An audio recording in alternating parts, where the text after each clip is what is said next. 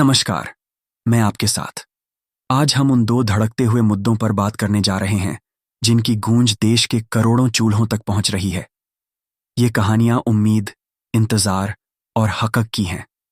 एक तरफ जिंदगी की शाम में खड़े हमारे वो बुजुर्ग हैं जिन्होंने अपनी जवानी देश की सेवा में लगा दी और आज अपनी पेंशन के लिए एक सम्मानजनक राशि की बाट जोह रहे हैं।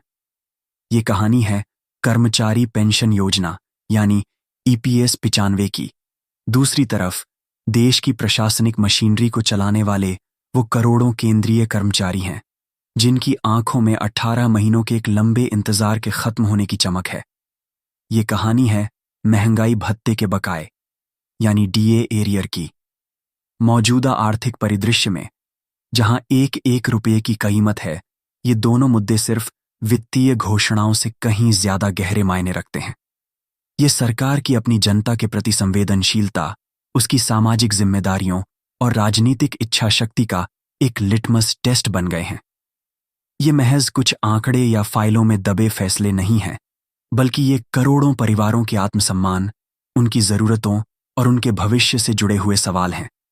तो आइए आज इन दोनों महागाथाओं के हर पन्ने को, हर पहलू को बड़ी बारीकी से, विस्तार से और एक व्यवस्थित सिलसिले में समझने की कोशिश करते हैं। सबसे पहले बात करते हैं उस पीढ़ी की जिसने हमें और आपको यहां तक पहुंचाया।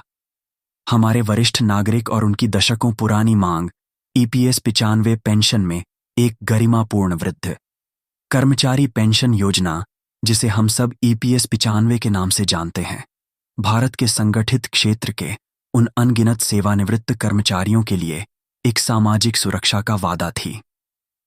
जब साल 1995 में इस योजना की नींव रखी गई थी, तो इसका मकसद था कि सेवानिवृत्ति के बाद भी कर्मचारी एक न्यूनतम आय के साथ अपना जीवनयापन कर सकें। लेकिन वक्त की धारा में 1995 का वो वादा आज 2025 की महंगाई की चट्टान से टकराकर बेहद कमजोर नजर आता है। सोचकर देखिए, आज इस योजना के तहत पेंशन पाने वाले अधिकांश बुजुर्गों के हाथ में महीने के अंत में केवल 1000 से लेकर 3000 रुपये तक आते हैं। 1000 रुपये।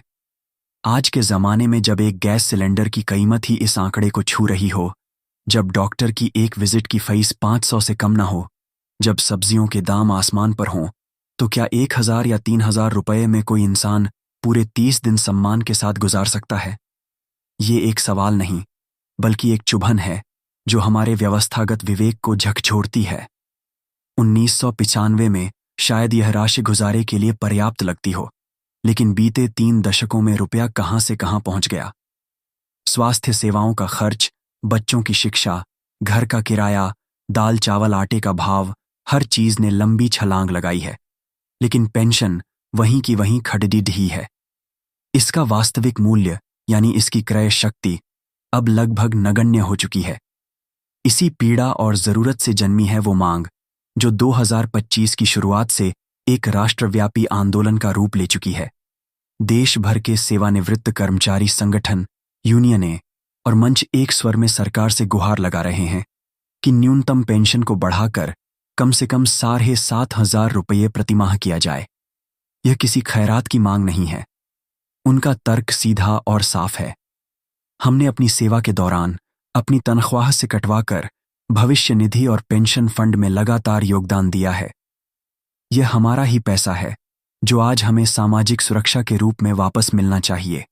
यह केवल आर्थिक सहायता का प्रश्न नहीं, बल्कि यह उनके जीवन भर के योगदान के सम्मान का, उनकी गरिमा का और एक नागरिक के तौर पर मिले सम्मानपूर्वक जीवन जीने के अधिकार का प्रश्न है। पेंशन भोगी जब अपनी दलीलें रखते हैं, तो उनकी आवाज में दशकों का अनुभव और वर्तमान की विवशता साफ झलकती है। वे बताते हैं कि कैसे उन्हें अपनी जरूरी दवाइयों में कटौती करनी पड़ती है, कैसे वे फल या पौष्टिक आहार खरीदने से पहले 10 बार सोचते हैं, कैसे वे सामाजिक समारोहों में जाने से कतराते हैं क्योंकि उनकी जेब अनुमति नहीं देती। यह एक ऐसी अदृश्य गरीबी है जो उन्हें मानसिक और भावनात्मक रूप से तोड़ रही है। ऐसा नहीं है कि सरकार इन आवाजों से अनजान है। सरकार ने पेंशन भोगियों की चिंताओं को स्वीकार किया है, उनकी मांगों को सुना है और बातचीत के कई दौर भी चले हैं। श्रम मंत्रालय से लेकर वित्त मंत्रालय तक बैठकों और चर्चाओं का सिलसिला जारी रहा है। लेकिन 2025 के आधे साल बीत जाने के बाद भी जमीन पर कोई ठोस और अंतिम निर्णय घोषित नहीं हो पाया है। इस देरी के पीछे की सबसे बड़ी वजह है वित्तीय बोझ का आकलन। मंत्रालय इस बात पर गहन विचार विमर्श कर रहे हैं कि अगर पेंशन में इतनी बड़ी वृद्धि को लागू किया जाता है तो कर्मचारी भविष्य निधि संगठन के पेंशन फंड पर इसका कुल कितना भार पड़ेगा। विशेषज्ञों और अर्थशास्त्रियों के अनुमान इस चुनौती की गंभीरता को दर्शाते हैं। यदि न्यूनतम पेंशन को एक ही बार में बढ़ाकर 7,500 रुपये प्रतिमाह कर दिया जाता है तो इसका वार्षिक वित्तीय बोझ कई हजार करोड़ रुपए तक पहुंच सकता है। यह एक विशाल राशि है और सरकार को इसके लिए संसाधन जुटाने होंगे। यही वह दुविधा है जहां सरकार फंसी हुई है। एक तरफ करोड़ों वरिष्ठ नागरिकों की मानवीय और जायज मांग है और दूसरी तरफ देश का राजकोषीय स्वास्थ्य। इस जटिल पहेली को सुलझाने के लिए सरकार के सामने 3 संभावित रास्ते दिखाई दे रहे हैं जिन पर गहन मंथन चल रहा है। पहला विकल्प है एक मुश्त बड़ी बढ़ोतरी, यानी सीधे न्यूनतम पेंशन को 7,500 रुपये कर देना। ये पेंशन भोगियों के लिए सबसे बड़ी राहत होगी, लेकिन इससे फंड पर अचानक भारी दबाव पड़ेगा। दूसरा विकल्प है चरणबद्ध वृद्धि का, यानी पेंशन को एक बार में न बढ़ाकर इसे 2 या 3 चरणों में धीरे धीरे बढ़ाया जाए। उदाहरण के लिए पहले चरण में इसे बढ़ाकर 4,000 या 5,000 रुपये किया जाए और फिर अगले 1-2 वर्षों में इसे 7,500 के लक्ष्य तक पहुंचाया जाए। नीति विशेषज्ञों का मानना है कि यह सबसे व्यावहारिक और संतुलित रास्ता हो सकता है। इससे पेंशन भोगियों को तत्काल कुछ राहत भी मिलेगी और पेंशन फंड को इस बदलाव को समायोजित करने का समय भी मिल जाएगा। तीसरा विकल्प है पेंशन को महंगाई से जोड़ना, यानी न्यूनतम पेंशन को महंगाई भत्ते या उपभोक्ता मूल्य सूचकांक से सीधे जोड़ दिया जाए, जिससे इसमें हर 6 महीने या साल में स्वतः वृद्धि होती रहे। यह एक दीर्घकालिक और स्थायी समाधान हो सकता है जो भविष्य में इस तरह की समस्याओं को पैदा होने से रोकेगा। इन विकल्पों के बीच सरकार का अंतिम निर्णय क्या होगा, यह न केवल आर्थिक गणनाओं पर बल्कि राजनीतिक विवेक पर भी निर्भर करेगा। 2025 का बजट सत्र और आने वाले चुनावी वर्ष सरकार के लिए एक बड़ा अवसर हो सकते हैं। अगर सरकार इस अवधि में पेंशन भोगियों के हक में कोई सकारात्मक घोषणा करती है तो यह देश के वरिष्ठ नागरिकों के प्रति उसकी संवेदनशीलता का एक शक्तिशाली संदेश देगा।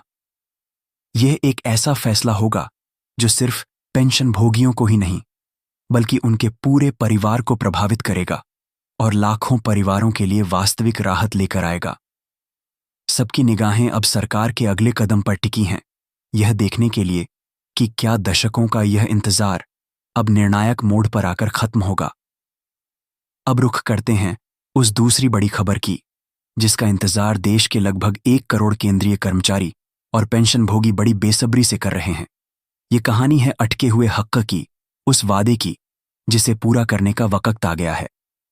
हम बात कर रहे हैं 18 महीने के लंबित महंगाई भत्ते यानी डीए एरियर के भुगतान की। इस कहानी की पटकथा कोरोना महामारी के उस भयावह दौर में लिखी गई थी जब देश एक अभूतपूर्व संकट से गुजर रहा था। उस मुश्किल घड़ी में देश की आर्थिक स्थिति को संभालने के लिए सरकार ने एक कड़ा फैसला लिया था। जनवरी 2020 से जून 2021 तक यानी कुल 18 महीनों के लिए केंद्रीय कर्मचारियों और पेंशन भोगियों को मिलने वाले महंगाई भत्ते और महंगाई राहत की अतिरिक्त किस्तों पर रोक लगा दी गई थी। सरकार ने यह आश्वासन दिया था कि यह एक अस्थायी रोक है और जब आर्थिक स्थिति सामान्य होगी तो इस पर विचार किया जाएगा।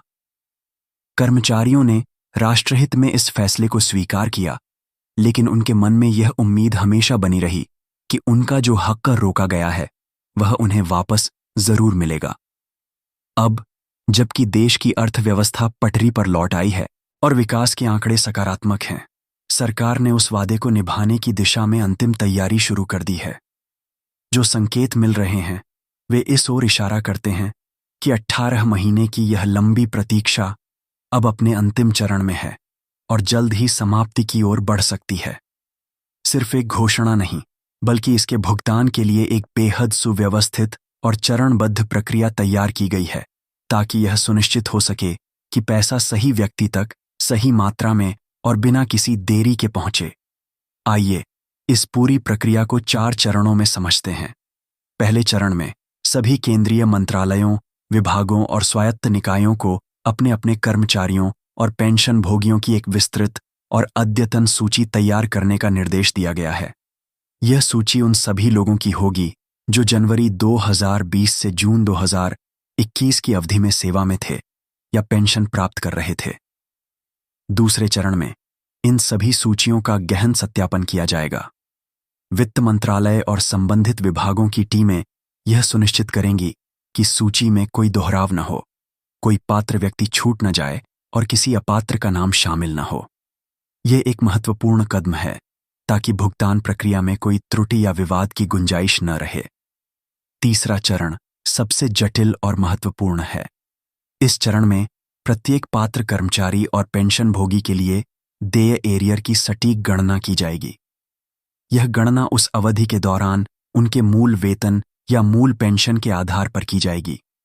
चूंकि अलग अलग कर्मचारियों के वेतनमान अलग अलग होते हैं, इसलिए हर किसी के लिए एरियर की राशि भी अलग अलग होगी। इस काम के लिए विशेष सॉफ्टवेयर और टीमों को लगाया गया है। और अंत में चौथे चरण में गणना की गई राशि को सीधे पात्र व्यक्तियों के बैंक खातों में ट्रांसफर कर दिया जाएगा। यह प्रक्रिया डायरेक्ट बेनिफिट ट्रांसफर के माध्यम से पूरी की जाएगी ताकि पारदर्शिता बनी रहे और पैसा तुरंत लाभार्थी तक पहुंचे। इस पूरी विशाल प्रक्रिया की निगरानी के लिए एक विशेष मॉनिटरिंग समिति का भी गठन किया गया है। इस समिति का मुख्य उद्देश्य यह सुनिश्चित करना है कि सभी विभाग इस कार्य को समय पर पूरा करें और भुगतान में किसी भी तरह की अनावश्यक देरी या लालफीताशाही न हो। सरकार की गंभीरता का अंदाजा इस बात से भी लगाया जा सकता है कि इस बड़े भुगतान के लिए मंत्रालयों को बजट का आवंटन भी शुरू हो गया है। उदाहरण के तौर पर शिक्षा मंत्रालय के तहत काम करने वाले लगभग 5,000 कर्मचारियों के लिए करीब 10 करोड़ रुपए का प्रावधान किया गया है। इसी तरह स्वास्थ्य मंत्रालय के लगभग 3,000 कर्मचारियों और पेंशन भोगियों के लिए लगभग 7 करोड़ रुपए का बजट आवंटित हुआ है। गृह मंत्रालय, सुरक्षा बलों, भारतीय रेलवे और डाक विभाग जैसे बड़े मंत्रालयों, जहां कर्मचारियों की संख्या लाखों में है, के लिए भी उनकी संख्या के अनुपात में एक विशाल बजट निर्धारित किया गया है। यह बजटीय तैयारी इस बात का स्पष्ट संकेत है कि सरकार अब इस मामले को और टालने के मूड में नहीं है। यह एरियर का भुगतान महज एक वित्तीय लेन देन नहीं होगा। यह कर्मचारियों के मनोबल पर एक गहरा और सकारात्मक प्रभाव डालेगा। यह उन्हें यह एहसास कराएगा कि संकट के समय में उनके द्वारा किए गए त्याग को सरकार ने भुलाया नहीं है और उनके योगदान का सम्मान किया गया है। विशेषज्ञों का मानना है कि जब डीए एरियर की यह बड़ी राशि करोड़ों लोगों के बैंक खातों में पहुंचेगी तो इसके 5 बड़े और स्पष्ट लाभ सामने आएंगे। पहला लाभ होगा तत्काल आर्थिक सहारा। एक साथ मिलने वाली यह बड़ी राशि, जो हजारों से लेकर लाखों रुपए तक हो सकती है, परिवारों के तात्कालिक खर्चों को पूरा करने में एक बड़ी मदद साबित होगी। किसी को घर की मरम्मत करानी है, किसी को पुराना कर्ज चुकाना है, यह रकम एक संजीवनी की तरह काम करेगी। दूसरा लाभ होगा मनोबल में वृद्धि। वर्षों से लंबित अपने अधिकार को प्राप्त करने से कर्मचारियों के आत्मविश्वास और उत्साह में भारी वृद्धि होगी। उन्हें लगेगा कि व्यवस्था उनकी परवाह करती है। यह सकारात्मक भावना उनके काम की गुणवत्ता पर भी अच्छा असर डालेगी। तीसरा लाभ होगा शिक्षा और इलाज में राहत। कई परिवार ऐसे हैं जो पैसों की कमी के कारण अपने बच्चे को अच्छे कोर्स में दाखिला नहीं दिला पा रहे थे या किसी परिजन का जरूरी इलाज टाल रहे थे। एरियर की यह रकम उन्हें इन बड़ी जिम्मेदारियों को पूरा करने में सक्षम बनाएगी। चौथा लाभ होगा निवेश का अवसर। यह एकमुश्त मिली राशि परिवारों को भविष्य के लिए निवेश करने का एक बेहतरीन अवसर प्रदान करेगी। लोग इस पैसे को सावधि जमा, एसआईपी या म्यूचुअल फंड जैसे सुरक्षित विकल्पों में लगाकर अपने भविष्य को और कर सकते हैं। इससे देश में बचत और निवेश की संस्कृति को भी बढ़ावा मिलेगा। और पांचवां लाभ होगा जीवन शैली में सुधार। हर परिवार में कुछ ऐसी जरूरतें होती हैं, कुछ ऐसी ख्वाहिशें होती हैं जिन्हें पैसों की कमी के कारण लगातार टाला जाता है। किसी को नया फ्रिज खरीदना है, किसी को वॉशिंग मशीन, तो कोई परिवार के साथ घूमने जाना चाहता है। यह पैसा इन छोटी छोटी लेकिन महत्वपूर्ण जरूरतों को पूरा करने में मददगार साबित होगा, जिससे जीवन स्तर में सुधार आएगा। अंत में ईपीएस 95 पेंशन में संभावित वृद्धि और 18 महीने के डीए एरियर का भुगतान, यह दोनों ही कदम भारत के लाखों वरिष्ठ नागरिकों और सरकारी कर्मचारियों के जीवन में एक बड़ा और सकारात्मक बदलाव लाने की क्षमता रखते हैं। एक ओर पेंशन वृद्धि का ऐतिहासिक फैसला हमारी बुजुर्ग आबादी को एक गरिमापूर्ण और आत्मनिर्भर जीवन देने की दिशा में एक मील का पत्थर साबित हो सकता है। वहीं दूसरी ओर डीए एरियर का भुगतान सेवारत और सेवानिवृत्त कर्मचारियों को एक जरूरी तात्कालिक आर्थिक सहारा और व्यवस्था के प्रति एक नया भरोसा देगा। फिलहाल पेंशन वृद्धि को लेकर अंतिम घोषणा का इंतजार अभी बाकी है, लेकिन सरकारी हलकों से मिल रहे संकेत, चल रही मंत्रणाएं और देश का राजनीतिक माहौल एक नई उम्मीद जगा रहे हैं। यह उम्मीद है कि आने वाले बजट या इस चुनावी वर्ष में सरकार निश्चित रूप से कोई ठोस कदम उठाएगी। ये फैसले जब भी होंगे, ये सिर्फ अखबारों की सुर्खियां नहीं बनेंगे, बल्कि करोड़ों चेहरों पर मुस्कान लेकर आएंगे और यह साबित करेंगे कि एक कल्याणकारी राष्ट्र में अपने नागरिकों की देखभाल ही सर्वोपरि होती है। धन्यवाद।